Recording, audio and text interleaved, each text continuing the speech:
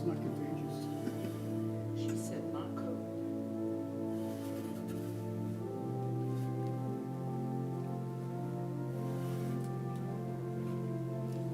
I was reading an interesting article this week. They've done some studies, and it appears that the people who really long COVID, they got real sick from it, had mono when they were kids.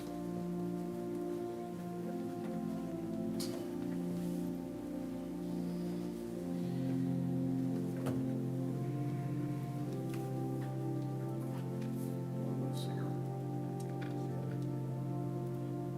She's sick.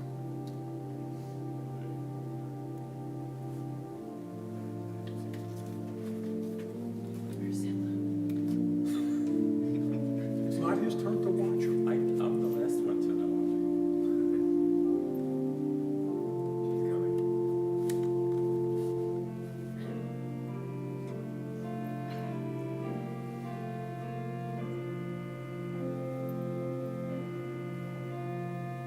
She's coming.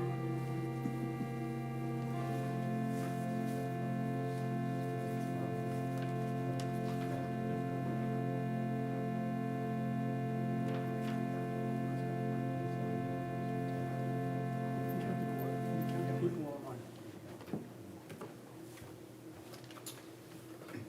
Ready? Okay.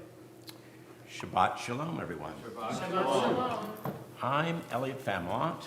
You may know me from my weekly notices in the Temple e-blast advertising the MRT meditation session I lead every Friday morning. I also co-chair, along with David Heck, the MRT Ritual Committee.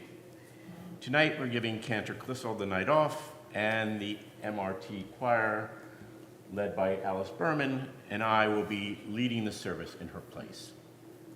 We will be trying something a little different this evening. The ideal when praying or participating in a service is that you're fully in the moment. Your mind is not wandering, thinking about where you're going for dinner or your to-do list, but that's very hard to do, especially when the meaning of much of the service is sort of hidden beneath opaque texts, and for many of us, a foreign language, Hebrew, of which we only have the barest understanding. In this service, I hope to try and address this somewhat. The metaphor of what we're trying to do here tonight is filling words with light. This is taken from a book by Rabbi Lawrence Kushner and Dr. Nehemiah Poland's book by the same name. As we try to illuminate the words in the Siddur, my hope is that they, in turn, will fill you with light so that you experience the joy and transcendent splendor they are meant to invoke, or at least create an experience which is spiritually meaningful and emotionally fulfilling. I will be following the order of the service found in our usual prayer book, the Mishkan Tefillah, and you'll have one in front of you somewhere. And I will provide you with the page numbers, as is usually done, so that you know where we are in the service. However, you really don't need the prayer book tonight. Almost none of the English readings for tonight are found in that book, and I would suggest that it is less important to know where we are in the service, and more important to know where your mind is as we worship together. Is it in the present moment, fully engaged in worship? Or is it wandering off, thinking about some other part of your life? Almost inevitably, the latter will happen. Sustained attention is difficult for all of us, but try to be aware when this does happen and try to gently bring your mind back to the present. This will help improve your experience of the service and increase the chance that it will be meaningful to you.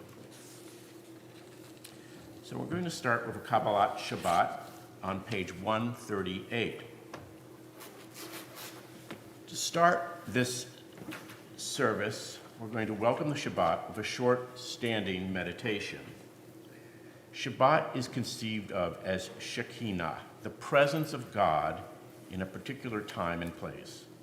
Shekinah is traditionally conceived of as a woman, and so Shabbat is often referred to in feminine terms like the Sabbath bride or the Sabbath queen. Shekinah comes from the west and settles among us. Because of this, the tradition is to face west and welcome the Shabbat bride as she approaches.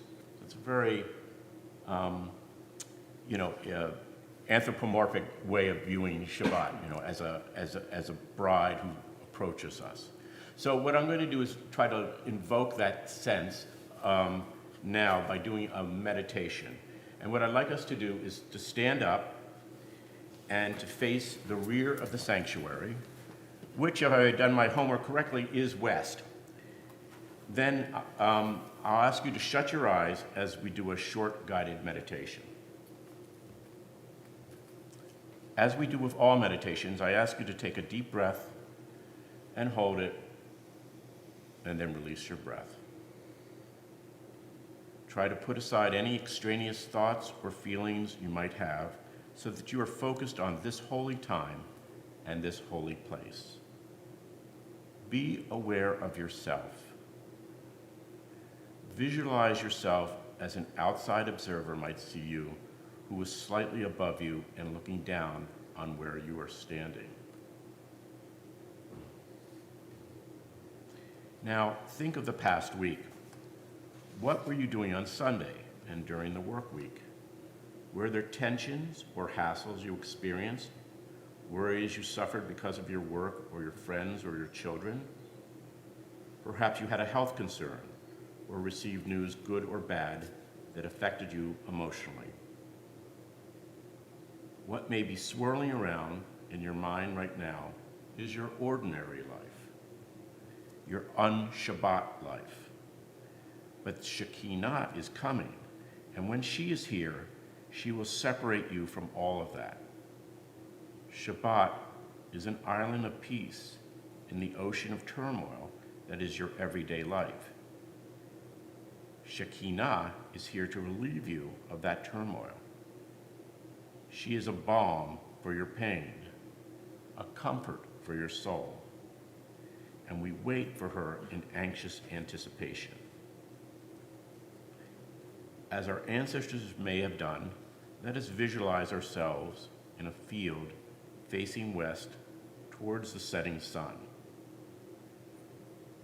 You are dressed in white, and you are surrounded by the people you know and love. You see the sun, large, orange, its last rays seeping over the western horizon, and then another light, pure and white. It's Shekinah. The Sabbath bride has arrived at last. She comes closer and closer, and then surrounds you. As you feel her presence, you're engulfed with a sense of peace, and the worries and concerns of the previous week dissolve in her pure white light. Take a deep breath now and push out all the thoughts and emotions you have stored inside from the past week. Now breathe in the pure white light of Shekinah. As breath fills your body, so does the peace of her presence.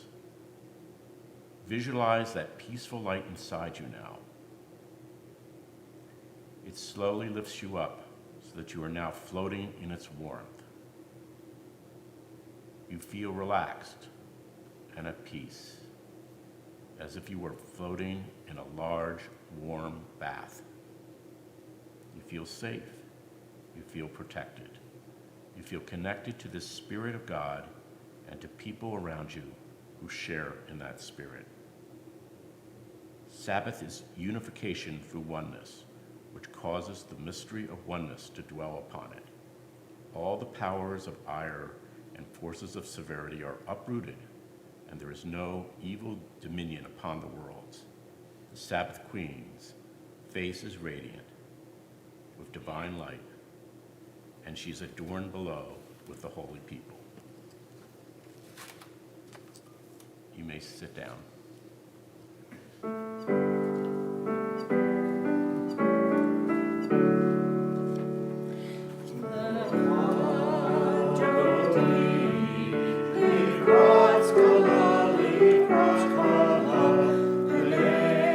Shabbat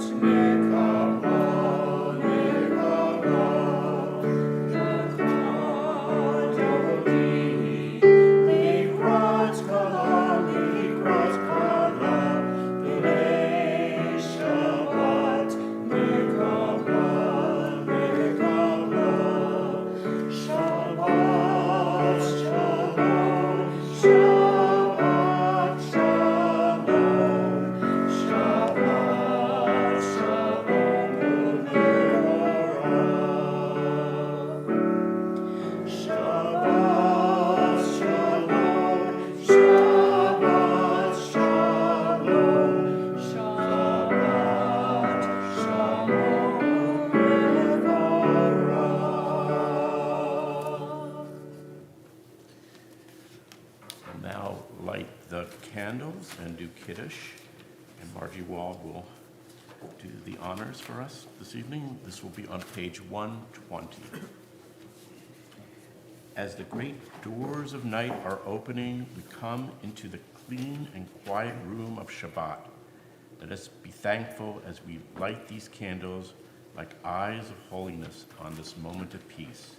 Let us savor the fruit of the vine, the blood of the earth that quickens us. Let us be thankful for grain, fruit of grasses that feed the cow, the gazelle, and us. Let us be grateful for the children and the work of the week that are our fruitfulness. Let us, as we eat, never forget that food comes from the earth. We must cherish and heal through labor. We must respect and reward.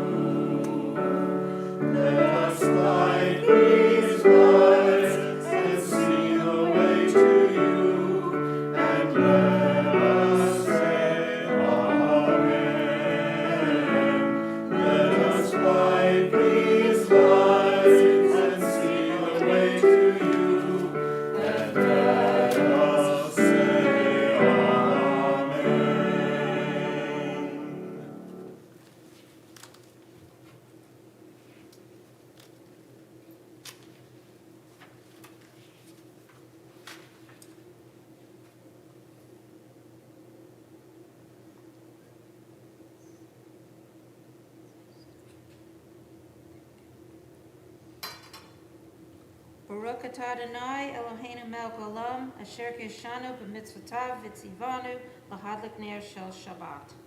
Blessed are you, Adonai, our God, sovereign of the universe, who hallows us with mitzvot, commanding us to kindle the light of Shabbat.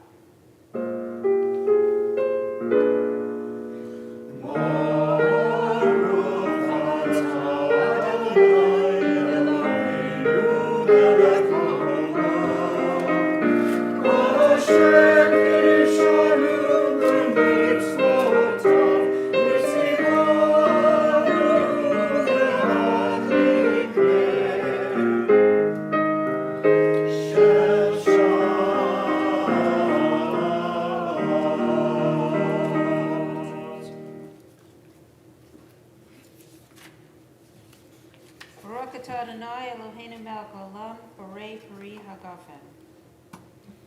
Baruch atah Adonai, Eloheinu melech haolam, borei peri hagafen. Baruch atah Adonai, Eloheinu melech haolam, asher kiddushanu b'mitzvotav v'ratzavanu, v'shabbat kadsha v'yachava ratzon v'imanu, zikaron l'maaseh b'reishit, ki yom tefillah l'mikra'ei kodesh, zecher l'tziat Mitzrayim, ki anu v'charta, v'tanu kidashta, mikol amim, v'shabbat kadshecha, v'yava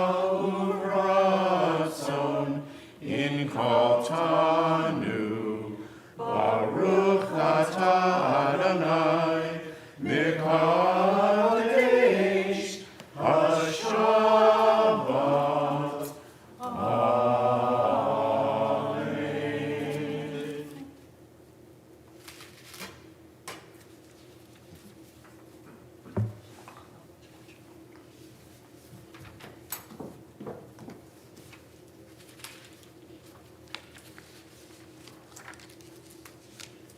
Page 146.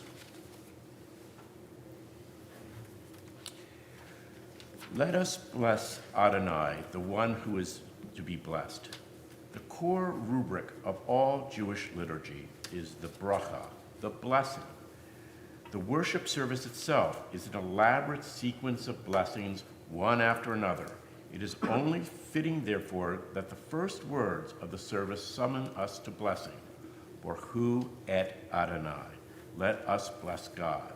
But the word blessing, perhaps as much in English as in Hebrew, is overdetermined, overused, desensitized, hollow. It sounds solicitous and connotes manipulation. You're so nice.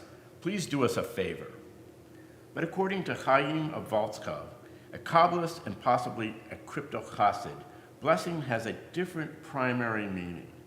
In his Nefesh Chaim, the Voloschainer cites the Talmud, where Rabbi Ishmael is invited to actually pray for God. Rabbi Ishmael ben Elisha said, I once entered into the innermost part of the sanctuary to offer incense and saw Adonai of hosts seated upon me, a high and exalted throne. God said to me, Ishmael, my son, bless me. I replied, may it be your will that your mercy may suppress your anger and your mercy may prevail over your other attributes so that you may deal with your children according to the attribute of mercy and may on their behalf stop short of the limit of strict justice. And God nodded to me. But how can a person actually bless God? Through speech, suggests Chaim, people can call forth the divine flow of blessing. We can invoke what would otherwise have remained only latent, unrealized, unfulfilled. We cannot, to be sure, put something there that was not already there, but we can bring something into reality that was only hitherto a possibility. Thus, the one who blesses becomes an agent of self-realization and fulfillment for the one receiving the blessing. We conjure a blessing, even for God. And when we bless God, since God is the source of all life, we are effectively enable the Holy One to bless us. In blessing God, we are blessing ourselves. The one who offers a blessing is like a coach whispering to an athlete before the competition. You can do it. More than encouragement, positive spin, or a sincere wish, the words of blessing literally bring forth and make real an otherwise unrealizable force. In this way, blessing is not supplication, but symbiosis. God needs us to summon blessing, just as we could not live without them. And so the service begins, Borchu et Adonai. Let us bless God.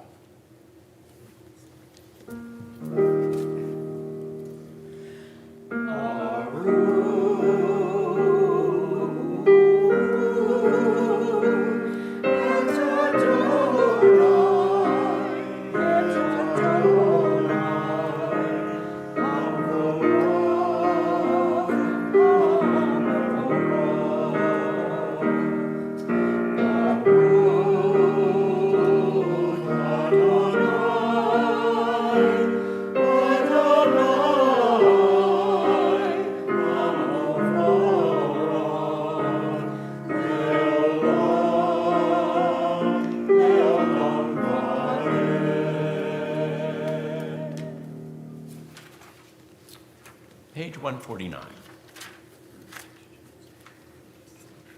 As day unwinds, wind often dies down. Air becomes still as water. In a pond at dusk, sparrows disappear from feeders. Fallen seed remains exactly where it is until blazing sun arises next day. It is strange stillness, like moments when two people discover they are in love, when you look at your aging parents and see your face in their eyes. Later, absolute stillness descends from nowhere when dusk can darken no more. Venus, then Mars emerges, followed almost randomly by the North Star, and then Orion the Hunter and the Milky Way, lazily, if at all, in the silent dark, anciently mysterious, sometimes frightening movement from day to night. Let us, noticing our breathing, hear our nervous system, sense air rustling hairs on our skin, allow imagination to wander, while overhead, stars fixed and wandering merge into creation's fullness. Page 150.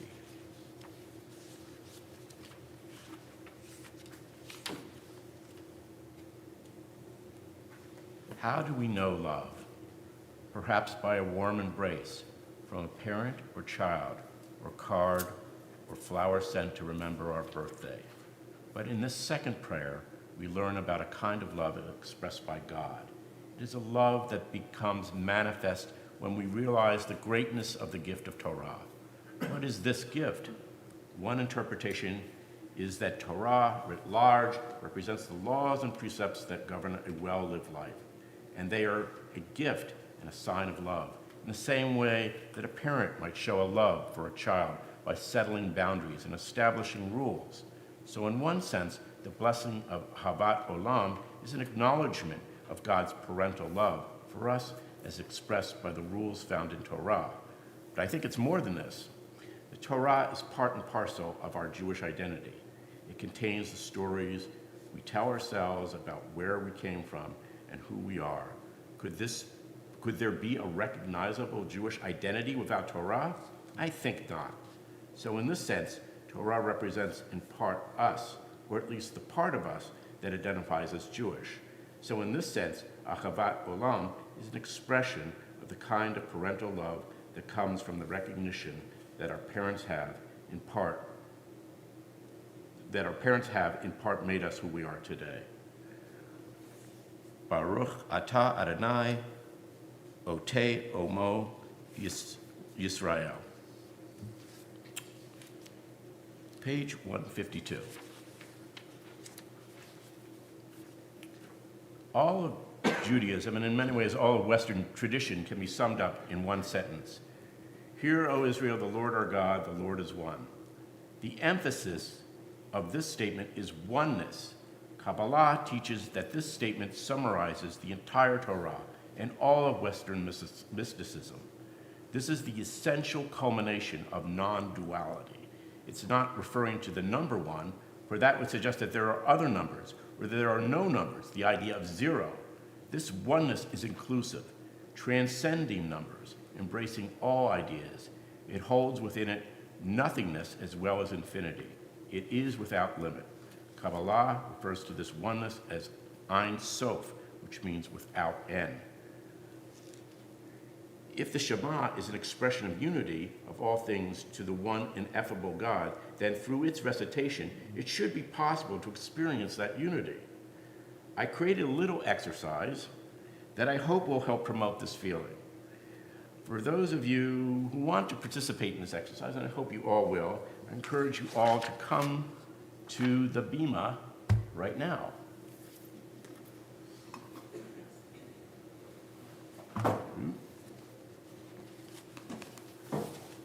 Come on.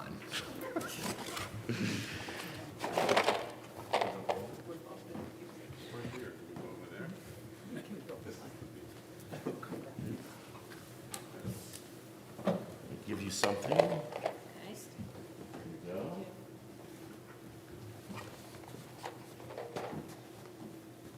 Take one. Just like trick or treat.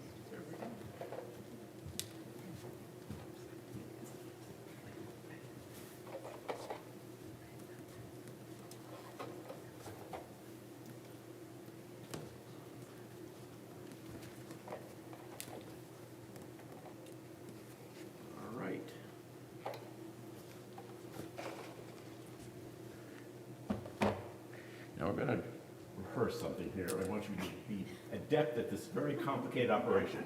It's called turning on the candle. There's a little switch at the bottom. Yeah, we see it. And turn it on. Make sure you've got this down.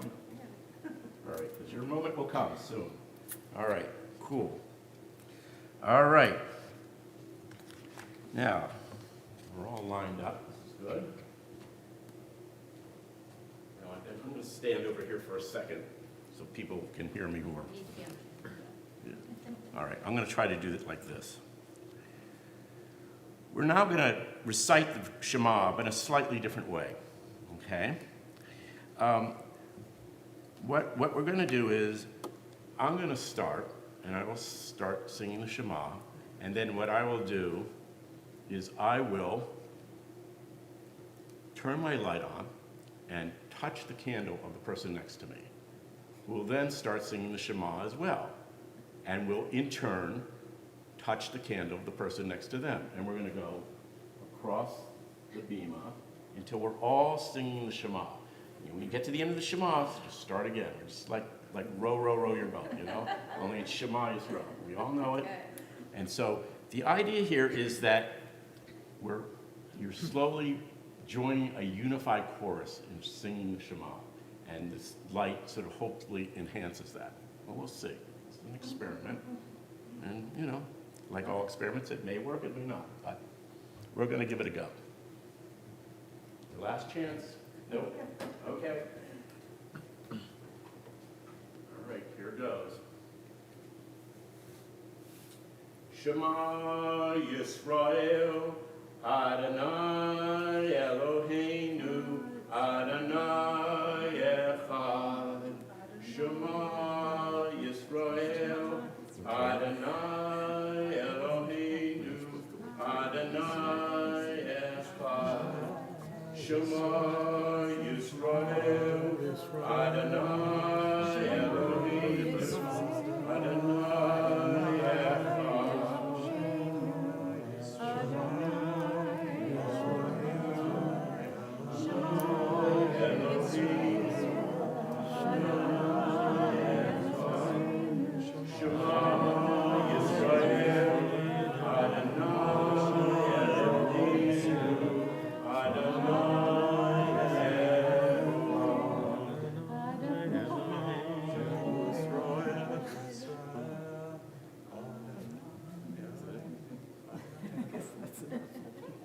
Thank you. You can keep the candle. We should take that when we're on. We turn it on? Yeah, you can turn it on.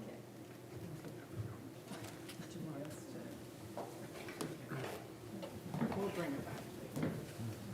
We'll bring it back.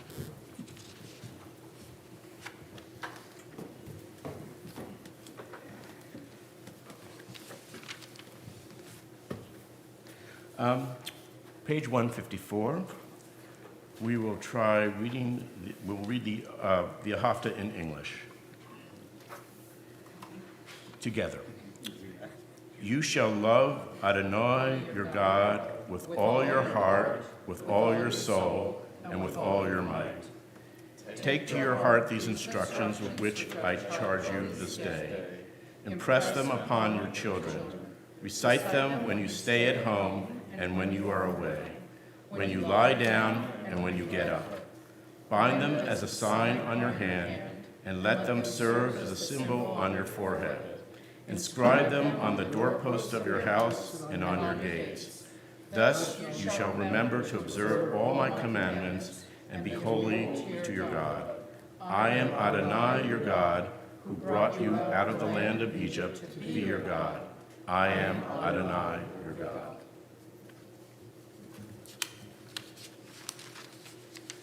Page 156.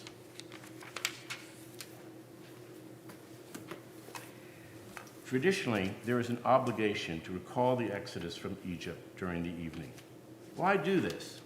There is a theme in Exodus of doubt followed by redemption. The Israelites complained to Moses on the shores of the Red Sea that they had been brought into the wilderness to be slaughtered by the Egyptians, and the God, in response, splits the Red Sea and escapes. They come to marsh, thirsty and needing water, only to find the waters there were bitter. So God shows Moses a tree to turn the waters sweet. They lack food, so God rained bread from heaven, and so on. You may not believe in a God who plays such an activist and interventionist role in our lives, but the bigger point is that even when things seem dire, there are things that you are not aware of that intervene and mitigate whatever dire circumstances you may find yourself in. How often do we find that our initial worries were for naught and that things are not as bad as we thought? This point to the importance of, at times, just letting go and having faith. This next reading reflects, I think, this sentiment. The Israelites walked into the Reed Sea 1 foot at a time. What were they thinking about as the water rose up their legs, chilling their hearts, advancing towards their open mouths? We continue to walk here now, 1 foot at a time, on our better days forward. Alone, I cannot reach the far shore without drowning. Somehow, I don't go under. The person to my right holds me up. Something I cannot see holds him up. Blessed is the source of help, so often unexpected. I step forward. The sea is vast. Blessed are you, gracious one, for your miracles that greet us every day. Baruch atah Adonai, anishcha shebachol yom imanu. Page.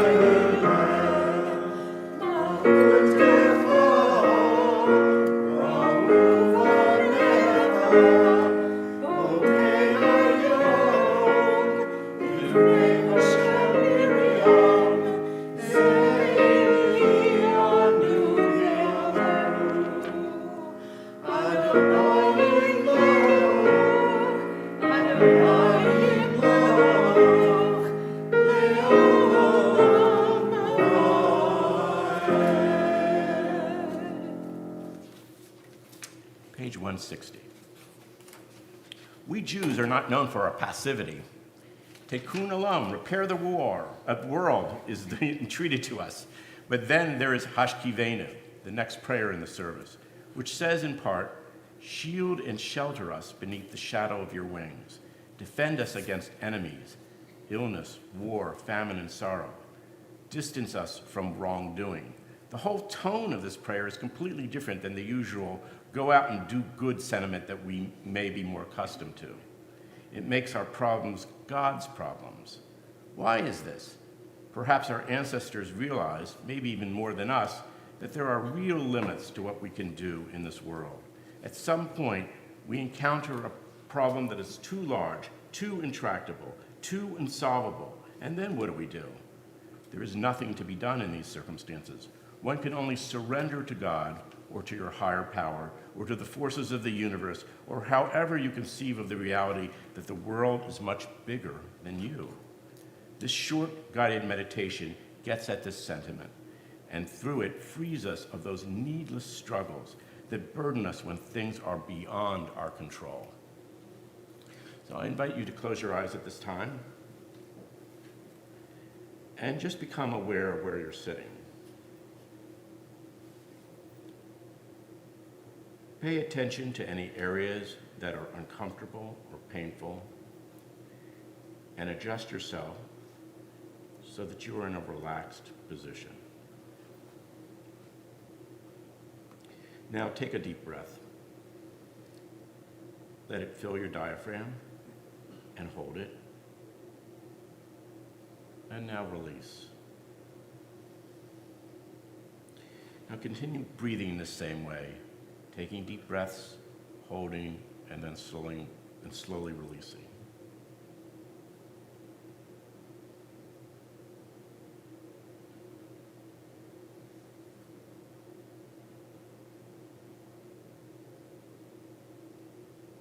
Now breathe naturally.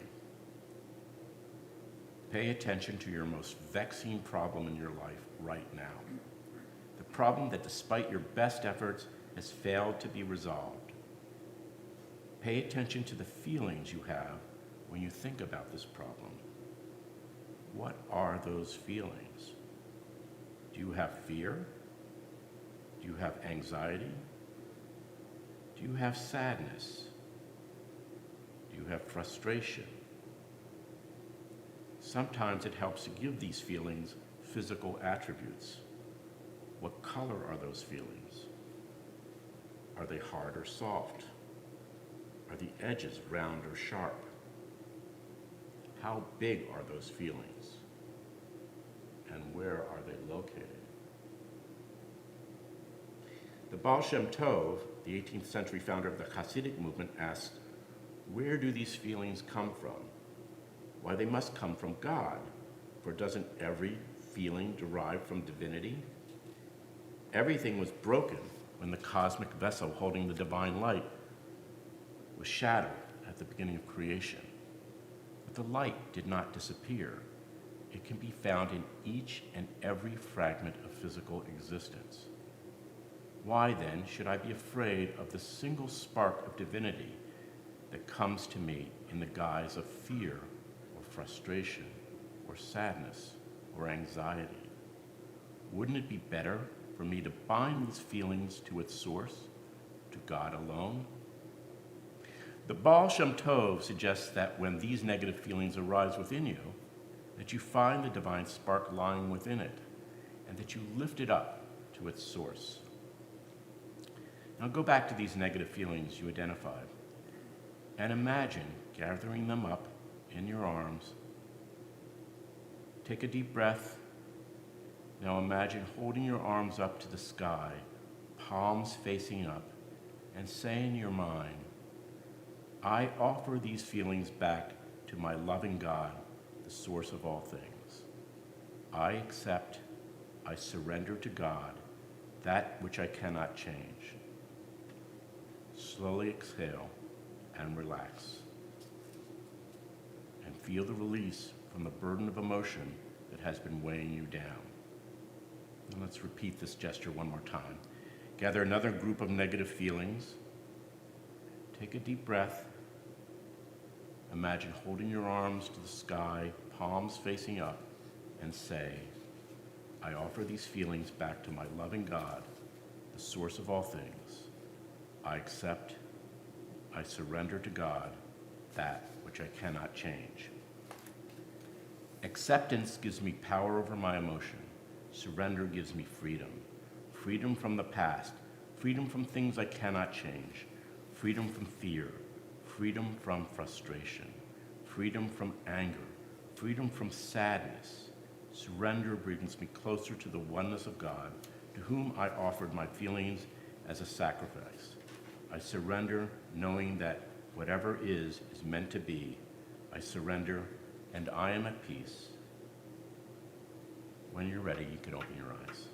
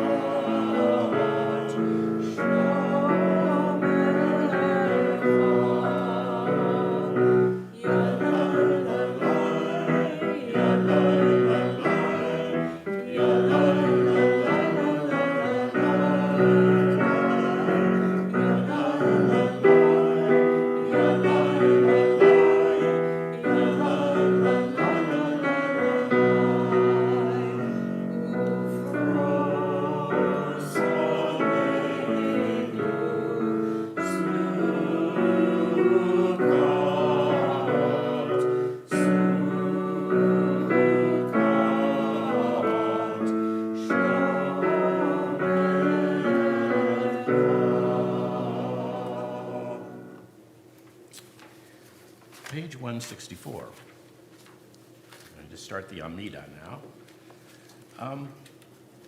Rabbi Lawrence Kushner and Dr. Nehemiah Poland write in their book, Filling Words with Light, these words. It seems odd that this is, Adonai, open my lips that my mouth may declare your praise. It seems odd that this is the prelude to the Amidah.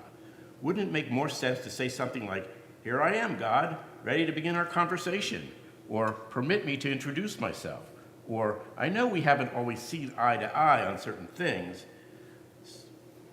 or something that would accentuate the dialogue nature of what will follow. For there is a conversation, an intercession There must be two discrete parties. It takes two to tango. In much of the Bible and Siddur, God and people are separate, distinct, discrete, autonomous, independent, and apart from one another. God says this, we say that. God does this, we do that. God's there, we're here. The energy of the whole thing comes precisely from our being separate from one another. So why begin our personal prayers with a denial of mutual autonomy and free will? The psalm says, God, would you please open my mouth? Hey, who's working my mouth anyway, me or God? Who's parsing God, me or God? What's going on here? What's going on here is another spiritual paradigm, one in which God and the people are not only not distinct from one another, but are literally within one another. God is the ocean, we are the waves. My God is God's mouth, my praises are God's words. In the teachings of Rabbi Kalanimus Shapiro, not only does God hear our prayers, God prays them through us as well. Adonai sefatita ufia v'tehilotecha.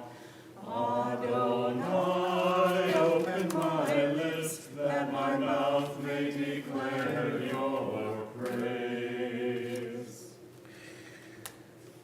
So the first prayer in the Amidah is the Avot and Imahot. Let's try this. I'd like you to direct your attention to the two Shabbat candles to my right.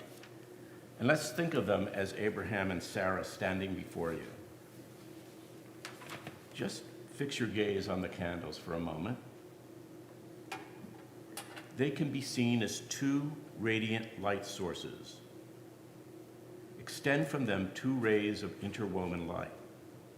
The light forms a chain that comes down through the generations into you. Allow the light to grow up around you, following your spine until it comes to rest on the crown of your head. Spiral it down until you are enclosed in this light. The light is your protection. You are a fountain of blessing, Holy One, protector of Abraham, supporter of Sarah.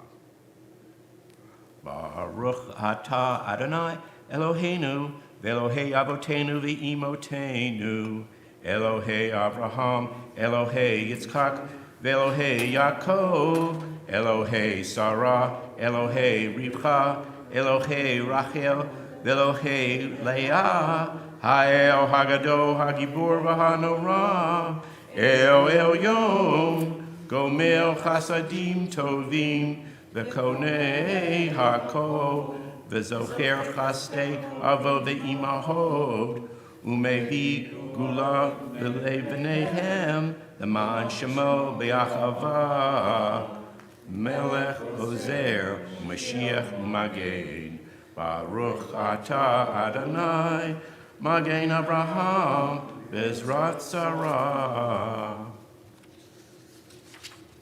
168. Givorot, resurrection. The traditional interpretation of the second Amidah prayer is a testament of God's power over death, and in particular, the eventual resurrection of the dead.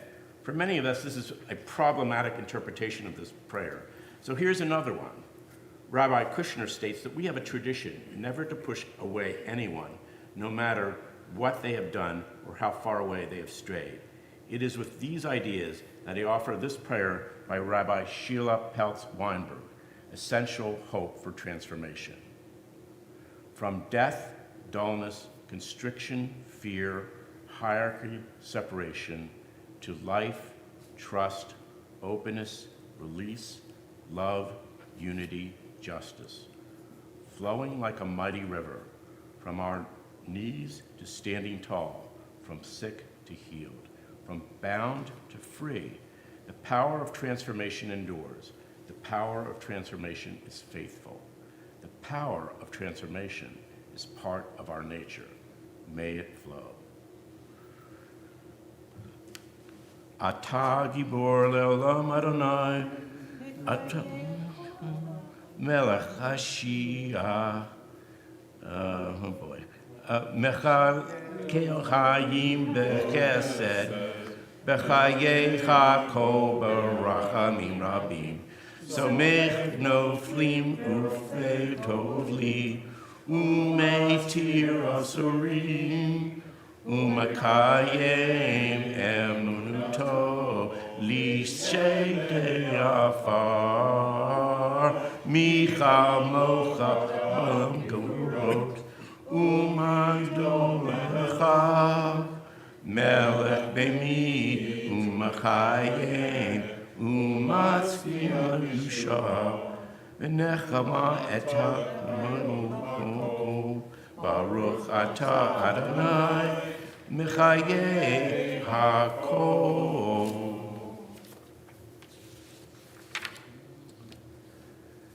Page 170. Holy are you, and holy is your name. Holy are they who praise you daily.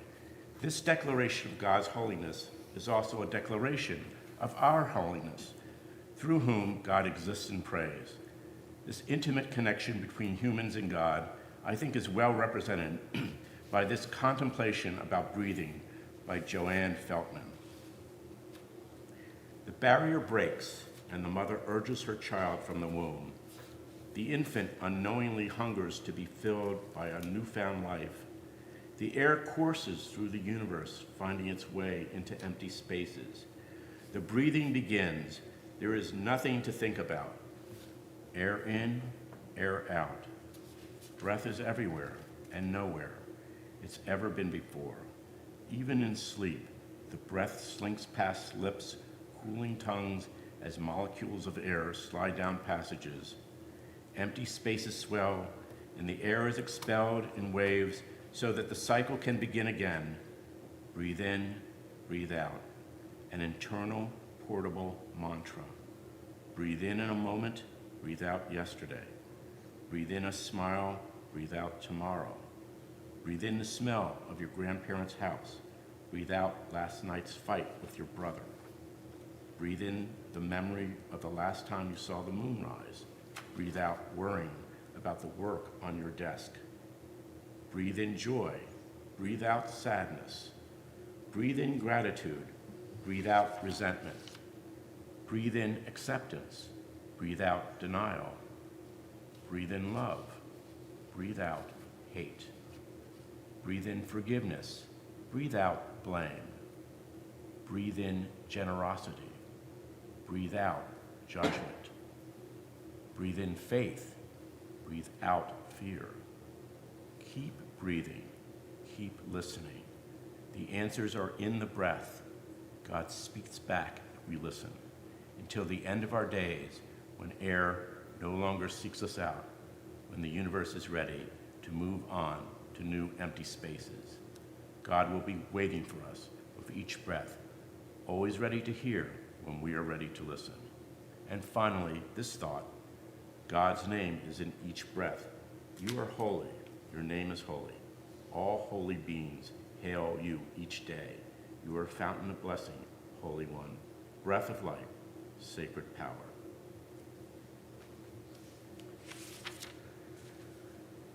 Baruch atah Adonai ha'el ha'gatosh.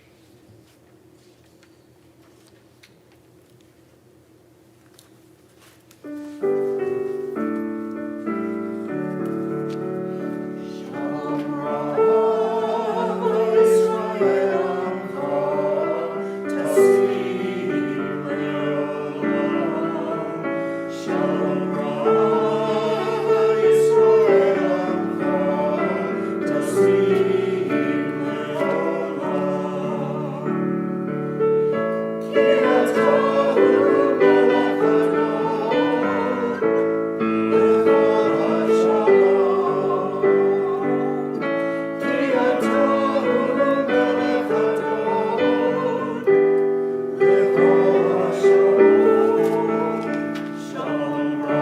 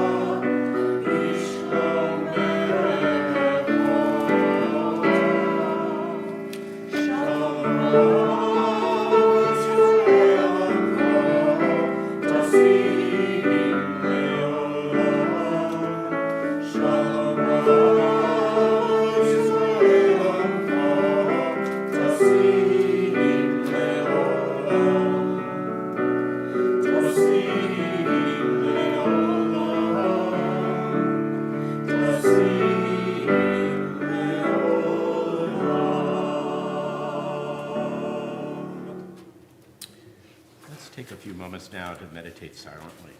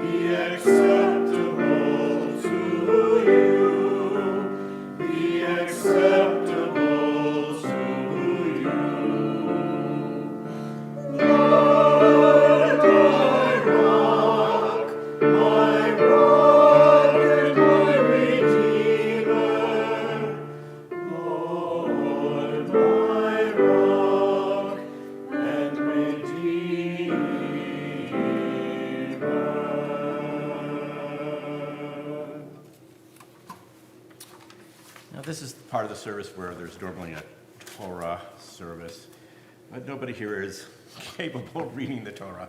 So I didn't want to let that portion go completely absent, so I thought I would do a summary of this week's Parsha, and then do a little exercise that sort of illustrates, I think, one of the lessons from this particular Parsha. So this is the continuing story of Joseph and his brothers. The last Parsha ended with Joseph demanding Benjamin stay behind as a slave while the brothers returned to Canaan and fetched their father Jacob. The portion begins with Judah, one of the other brothers, begging Joseph to allow him to remain as a slave rather than Benjamin. The brothers tell Joseph that they are all concerned for Jacob's life. If Benjamin doesn't return, they explain that there was another brother who died, and this greatly affected Jacob. Joseph hears this and realizes that his brothers are truly repentant for what they did to him a long time ago. He reveals himself as their long-lost brother. The brothers are naturally frightened, worried that Joseph will take revenge on them. But Joseph reassures them that he doesn't bear a grudge and that God must have sent Joseph to Egypt in advance so that he would be able to save his family from the famine. Joseph encourages his brothers to return to Canaan and return with Jacob. Pharaoh promises to provide for them once they return to Egypt. They return to Canaan, bearing gifts from Joseph, and tell their father that he is alive. God calls out to Jacob and tells him to go to Egypt, where he will prosper. Jacob and Joseph are reunited, and the entire family settles in a region in Egypt called Goshen, where they tend their flocks. This Parsha describes one of the most touching scenes in the Bible, the reuniting of previously estranged brothers and the reuniting of a previously grief-stricken father with his beloved son. I was particularly struck by Jacob, here called Israel's statement, "I will die this time since I have seen your face, that you are still alive." There's some fundamental connection between our acceptance of death and our knowledge that the younger generations will live on in our absence. And I want to explore that in this little exercise that I first did with my to Feel a Lab group a few years ago. So, first, again, I'd like you to start by closing your eyes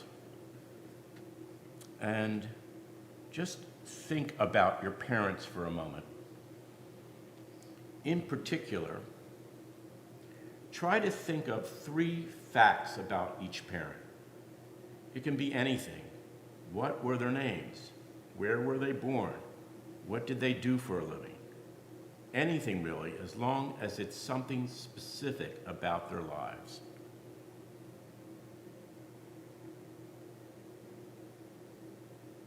Now, think about your grandparents. Again, try to think of 3 facts about each of these ancestors. If you can't think of 3 facts, think of as many as you can.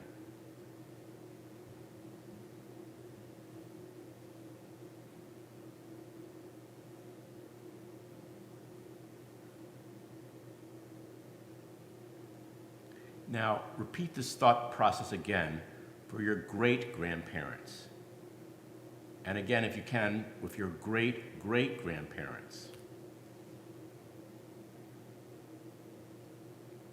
In all likelihood, with each previous generation, you remember less and less. After the passing of a loved one, we often say they live on in the memories of those who love them. And this is true. But as this simple exercise demonstrates, no one lives on forever, even if only in the memories of the living.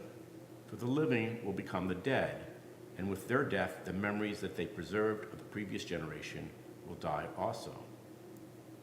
Now think of your own life and think about how much of it will be remembered by your children or other younger people who you may have touched in your life. And then think of their descendants and the descendants of their descendants. And you can see that the role your great-great-grandparents have in your life will, if you are lucky, be the role that you will have in the lives of your great-great-grandchildren or the people's lives touched, their descendants and their descendants and their descendants. The particulars of your life will gradually be forgotten with each succeeding generation until the fact that you lived at all will be forgotten. In Genesis 18:27, Abraham says, "I am nothing but dust and ashes." And in that one statement, he was speaking not only for himself, but for you and me and every one of you, everyone you know and all your relations yet to be. So who are you is not important. How can it be? As we have often read, it is as fleeting as a cloud passing by. And yet, this idea is often paired with another one. The world was created for me. How can we understand this? Well, let's try this. I will invite you again to the bima. I won't ask you to sing this time, so you're safe. But I'd like to try this other exercise, if you're willing. Or not, if you're not. I'd like you to sort of, if we can do this in a circle. I don't know if we have enough room. An oval. Stand in an oval. I'm going to stand over here next to the mic. In an oval. That's fine. Close the oval. I'm not going to be part of this. I'm just going to be the narrator. All right. Now, just turn so that you're facing the back of somebody. You know, turn to your, yeah, that's good. Okay, close up. Like a train, right? Like a circle. And just gently put your hands on the shoulders of the person in front of you. Don't go too far away. That keeps the circle nice and tight. The completeness of the circle, or oval in this case, depends on everyone in the oval maintaining this posture. If even one person drops the position, the circle is broken. Now think about all the people who preceded you, who made your life possible. And think about all the people who helped those people and all the people who helped those people, all the way back to the time of the patriarchs and the matriarchs, and even before their time. for as long as there have been human beings.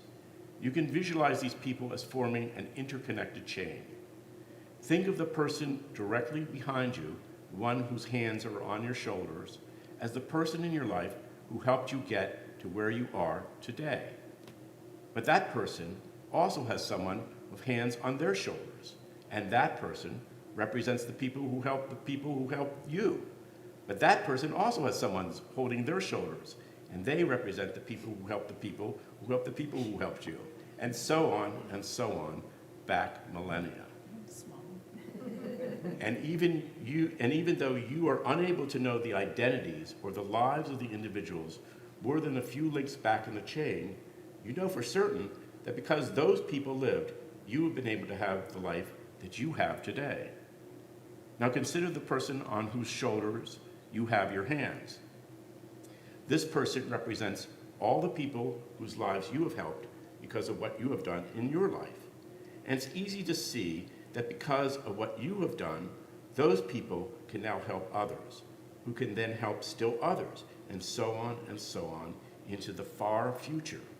So that even though a few generations from now, it is unlikely that anyone will know the details of your life, or even that you lived at all, know full well that your life has made a difference that will ripple into the future for eons to come.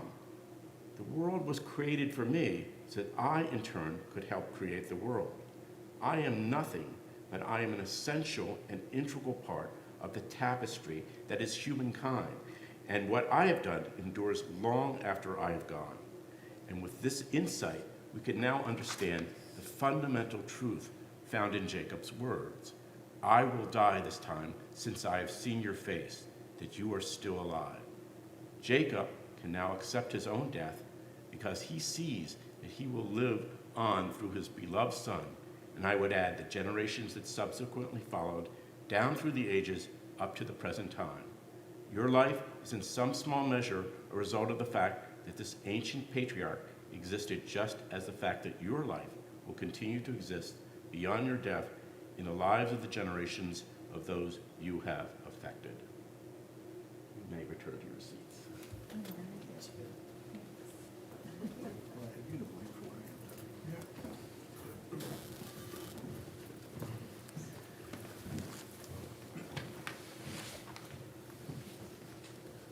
This is the part of the service where we normally do Mishaberach, and I am going to read the names of people who are in need of healing this week. Rabbi Robert Orrick, Nancy Baskin, Martha Brandween, Norma Cohn, Miriam Solans, Eileen High, Shirley Wald, Nancy Keller Coffey, Marcy Seligman Waite, Marilyn Morgovsky, Steve Secular.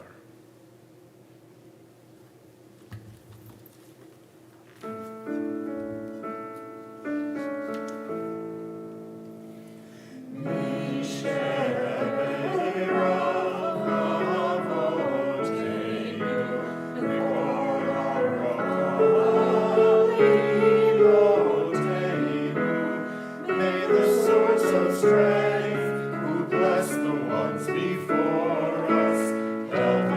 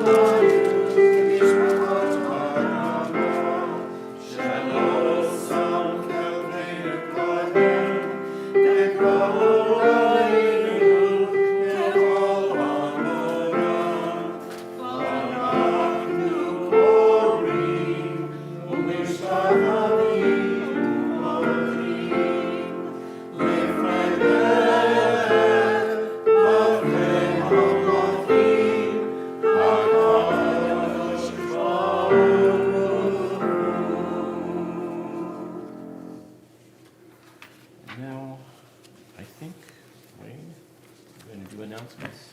Yeah.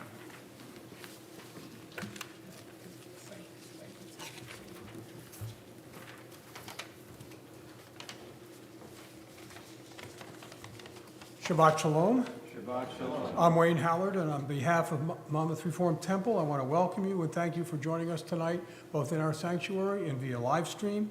We have some announcements this evening, most of which can be found in your weekly e-blast. The virtual Torah study is tomorrow at 9 a.m. on Google Meet.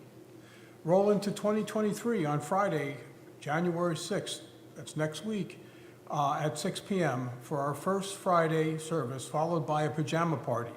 There will be food and fun for the whole family. Save the date for our MLK Justice Shabbat, which we will have on Friday, January 13th at 7 p.m. Join our congregation in celebrating the ongoing work towards justice. Rabbi Sally Presand will lead along with Reverend Samaz Van Sant Sr. and Cantor Clisot and Alice Berman, Dr. David Ford, and our choirs. Volunteers are needed to staff our annual Purim Spiel, entitled Billy Joel Purim. Contact Cantor Clisot if you're interested in being a part of the Purim Spiel. For the month of December, which ends tomorrow, our tzedakah collection is supporting USA Stands with Ukraine. USA Stands with Ukraine is a registered nonprofit organization based in Manalapan, New Jersey. Run solely by volunteers, 100% of donations are used towards the mission. Provide humanitarian assistance to the people affected by the war in Ukraine, residents of nursing homes, orphanages, and providing medical supplies to healthcare facilities and first responders. Lynn Shapiro is graciously matching the donation this month. There are members of our congregation who are very sensitive to scents. MRT strives to provide a scent-free environment in our building. The MRT community asks that you avoid wearing scents of any kind when coming to our synagogue, and we ask that you please inform your guests who visit us as well. Thank you for being our partner in creating a scent-free environment. While we all wish COVID was over and a distant memory, the reality is that it's still very real. So we respectfully remind you to stay vigilant and remain considerate. When attending MRT services and events, please make sure as much as possible that you are healthy and symptom-free. Our synagogue continues to engage together in meaningful ways. We would love for more people to invest in our mission of helping others and connecting as a Jewish community. We welcome your investment and gift to help us to continue to grow. For information on joining our MRT family or making a donation, please contact Jordana Steinberg in our office or visit our website, www.monmouthreformedtemple.org. Cantor is always available as well. Shabbat Shalom. Shabbat Shalom.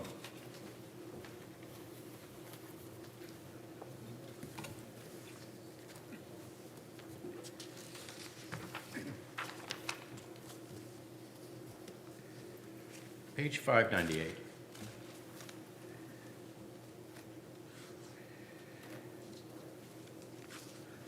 We're going to do Kaddish now, but before we do that, I'd like to read a poem. It's called The Wheel. I used this poem in my meditation group, and people seem to like it. Time is a wheel. The day that we met is still there. Everything changes, but nothing is lost. All that we shared, all that we ever loved, belonging to us still. Time is a wheel. Whatever has ended is just about to begin. All that we feel, all that we ever felt, will come back again. Time is a wheel, the sound of your laughter, the rain in your hair, your hand in mine, your knock at the door, your step on the stair. All are still there because time is a wheel, and death will come round, as birth will come round, as love will come round, as peace will come round, as joy will come round, as life will come round, because time is a wheel, bringing back even yet all that we ever shared and the day that we met.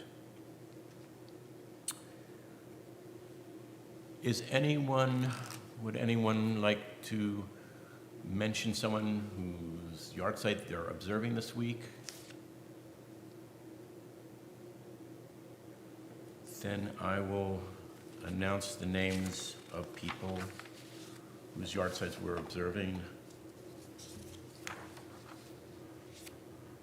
Samuel Avrin, Goldie Bialy, Rachel Brandell, Michael Brightman, Baldwin Davidson, Sylvia Davis, Herbert Friend, Leonard Gittleson, Evelyn Anna Rowe Gilstein, Edith R. Ginsburg, Rose Hildenbrand, Samuel Aaron Janey, Pearl Katz, Esther Comer, Marshall Newhauser, Leatrice Peltzman, Herman Pernick, Hyman Reisner, Jonathan Matthew Reiter, Howard Semmer, Harry Swirsky, Joseph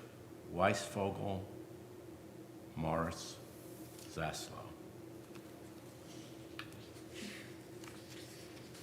Cottage is found on 598. We read together as soon as I get to that place.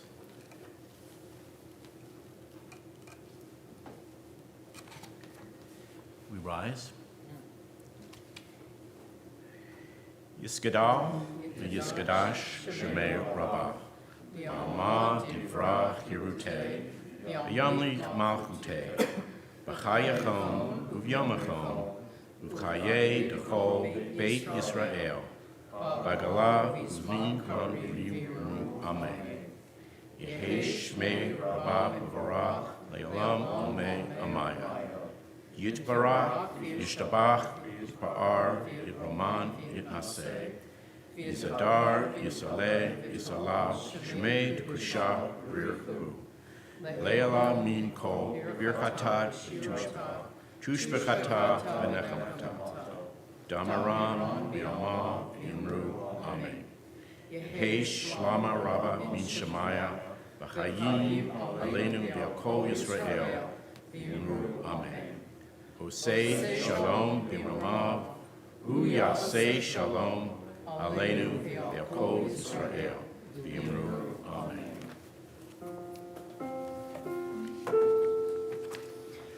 Hosei Shalom B'Ramav, Hu Yasei Shalom.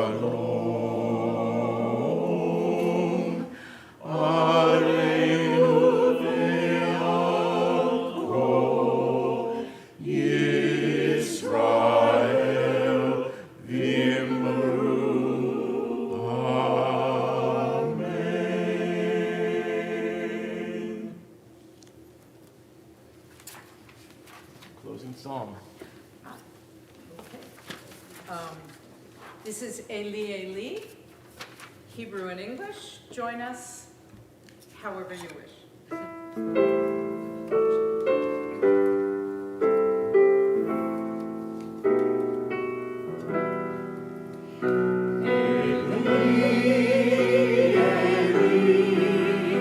Shalom,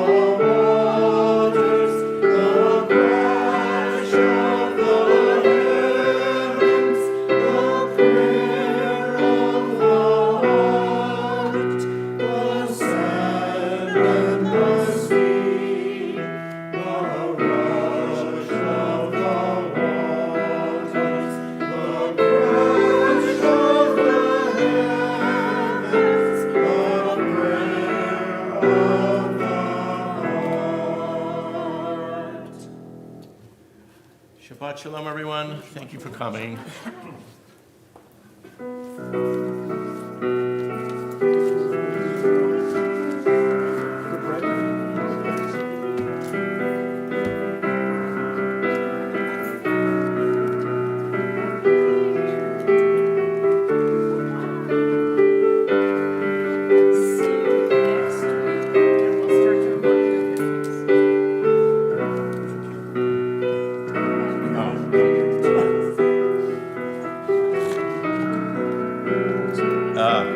Whatever. I only missed one thing. Yeah.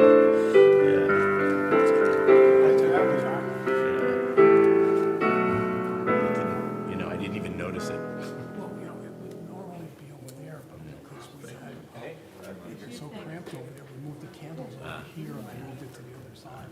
Okay, well, God will forgive me. Now, do you have Martin Luther King? No, she said she was gonna put it all So together. she'll be here by next. Yeah. Get that. I think that, I can save you guys a stamp or two, because if she signed checks, my check might be in the office. It's not, Oh, they haven't been co-signed because Oh, okay. Stu, he sings with us. He's always got COVID, so. Wait, we're not done. Hamotzi. Yeah, Oh. we decided we're. Yeah. Because there's refreshments in the other room, but there's Oh, bread right, here. do the prayer. Should we skip it or do motzi over a cookie? We'll do a quick one, right? I don't know. We could go in the other room if I don't know if anybody's in there. Go. We can go in there. Mazel tov. Well done. Very interesting house. Most talking I've done since my bar mitzvah. Thank you. You're welcome.